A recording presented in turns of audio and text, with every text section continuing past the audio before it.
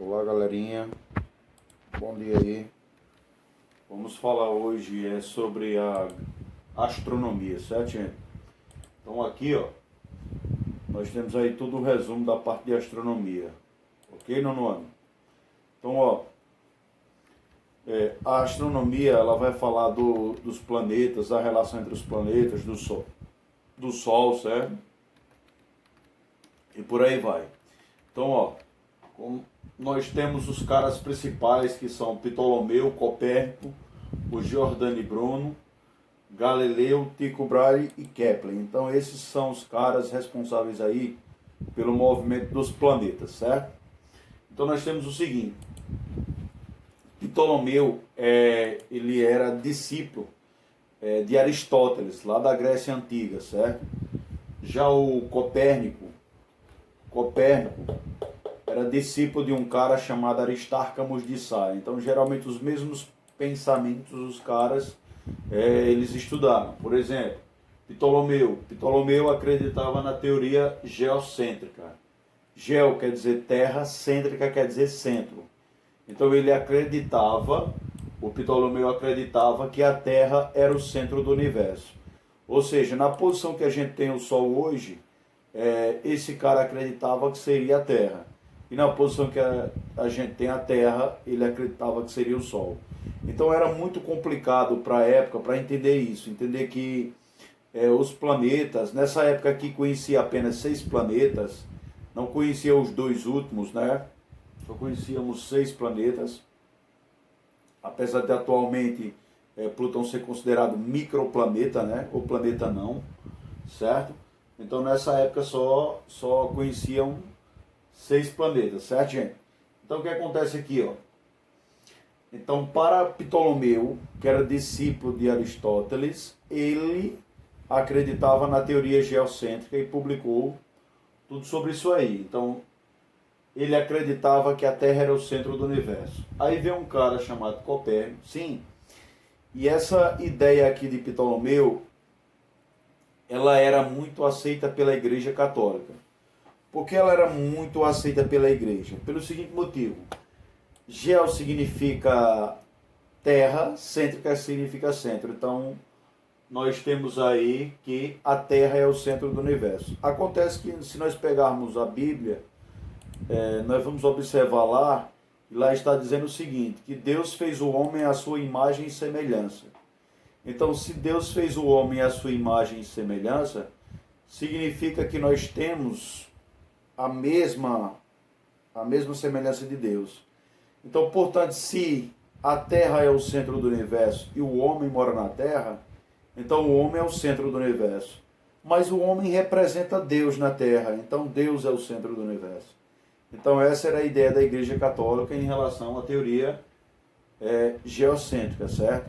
Por isso que eles aceitavam a teoria geocêntrica e criticava a teoria heliocêntrica até a morte. Tanto que várias pessoas morreram por causa dessa teoria heliocêntrica. E aí, depois veio o Copérnico com a teoria heliocêntrica, certo? A teoria heliocêntrica. Na teoria heliocêntrica, hélio quer dizer sol, cêntrica quer dizer centro. Então a teoria heliocêntrica indica que o Sol é o centro do universo, certo? Então, para esse cara aí, para o Copérnico, né, Nicolau Copérnico, o Sol seria o centro do universo. E a teoria mais aceita, inclusive parte dela, é aceita até hoje, porque nós sabemos que o Sol não é o centro do universo, né? Ele é o centro do nosso sistema solar, né? Ele é o centro do nosso sistema solar, mas centro do universo não. O centro da nossa galáxia é vazio, imagina o centro do universo. Beleza?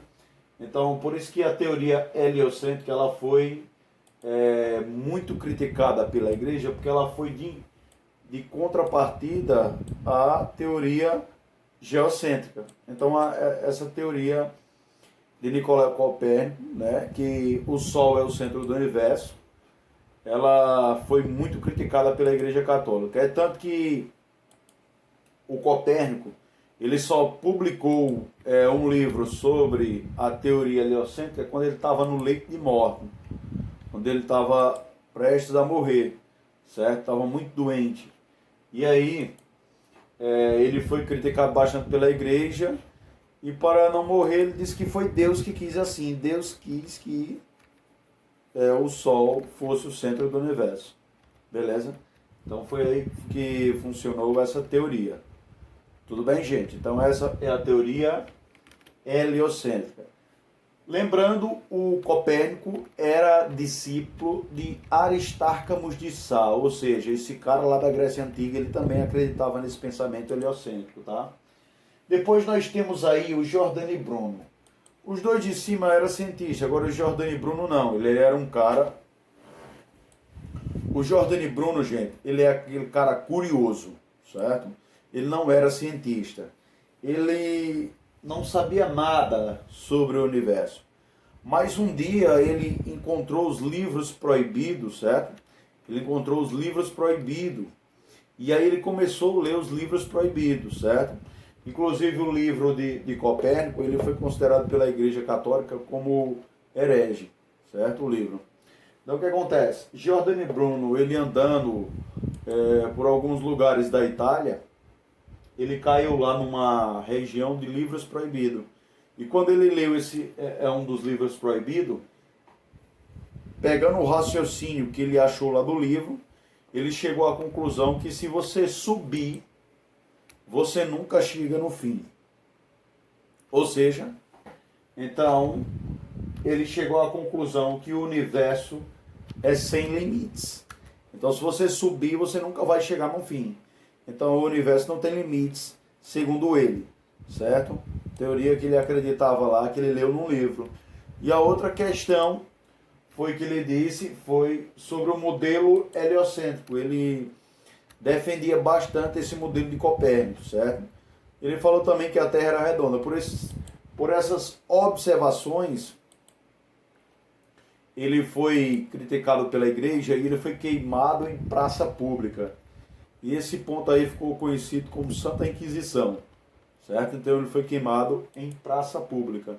E antes dele ser queimado, o pessoal ainda perguntou se ele quebrava essas crenças que ele acreditava, né? Essas crenças científicas que ele acreditava. Mas ele botaram um crucifixo no rosto dele e ele virou o rosto como se não acreditasse lá na teoria geocêntrica.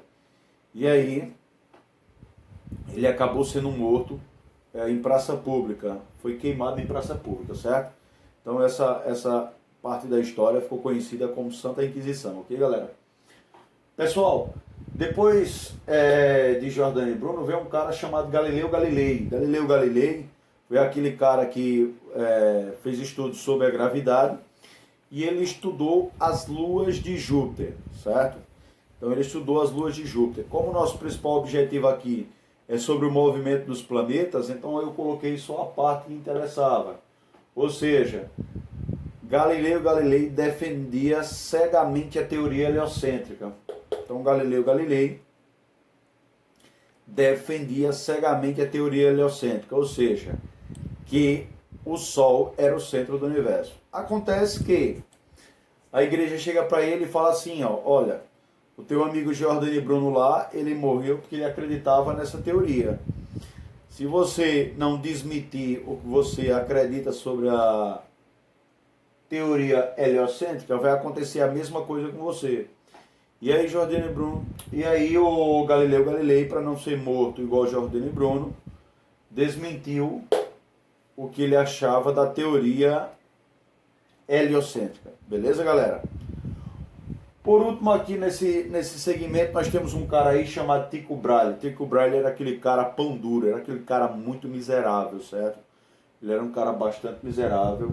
Ele era dono de terra naquela época ali. Ele tinha muita terra, certo? E aí o que acontece? Ele era um excelente astrônomo. Mas o Tycho Brahe era um péssimo matemático. Ele só conseguia observar os astros no espaço, conseguia observar os planetas, certo? Conseguia observar o movimento dos planetas em torno do Sol, mas não sabia colocar nada no papel, beleza, galerinha? Então, só um minutinho que a gente vai falar mais sobre esse cara. Então, galerinha, dando continuidade aí ao Tycho Brahe, o que acontecia com o Tycho Brahe aqui? Como eu disse para vocês, o Tycho Brahe ele era um excelente astrônomo, né?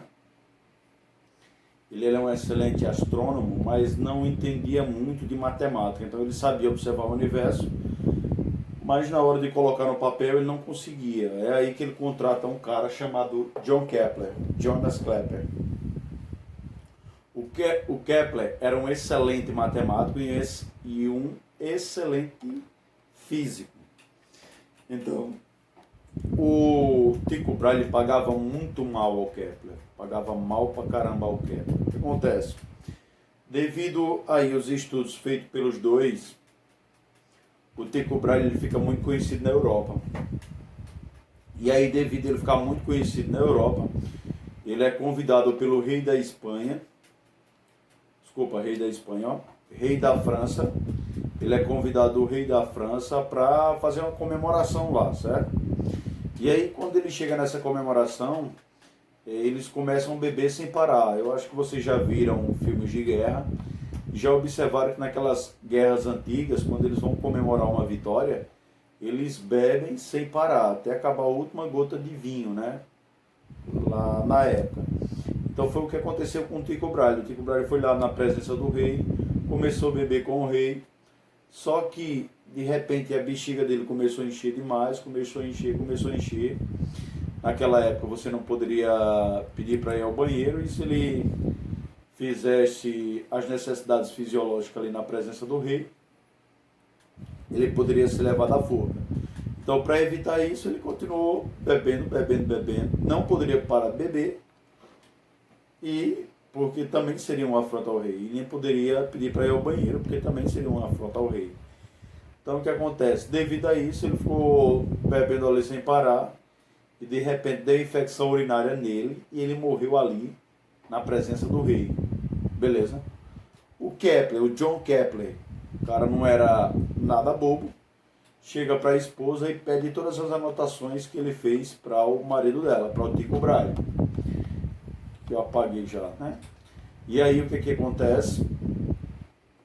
Ele pega todas as anotações do Tycho Brahe e as publica em seu nome. Ou seja, então as leis de Kepler, na verdade, era para ser as leis de Tycho Brahe. Só que aí ele publica todas em seu nome.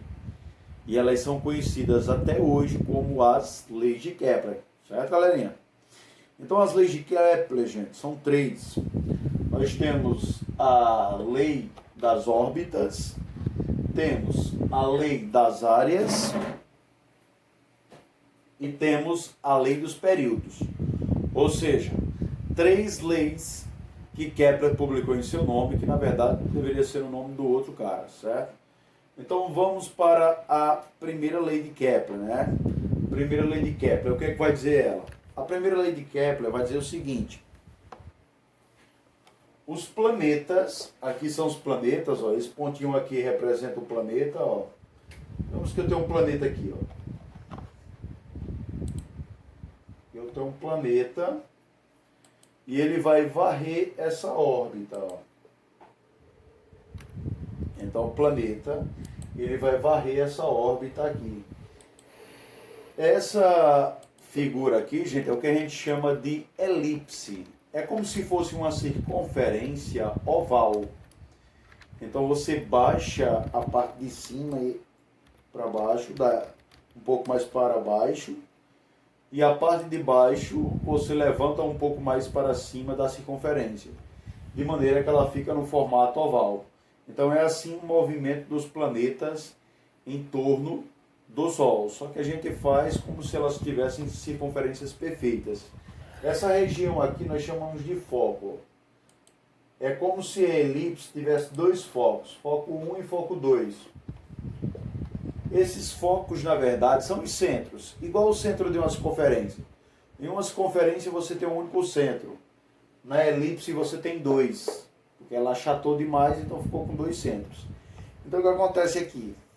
Se você pegar o planeta, você vai observar que quando ele vai do periélio para o afélio, a sua velocidade diminui.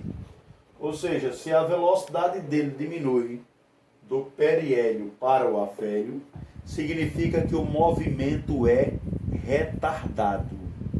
Então, gente, o que é um movimento retardado? É um movimento em que o módulo da velocidade diminui.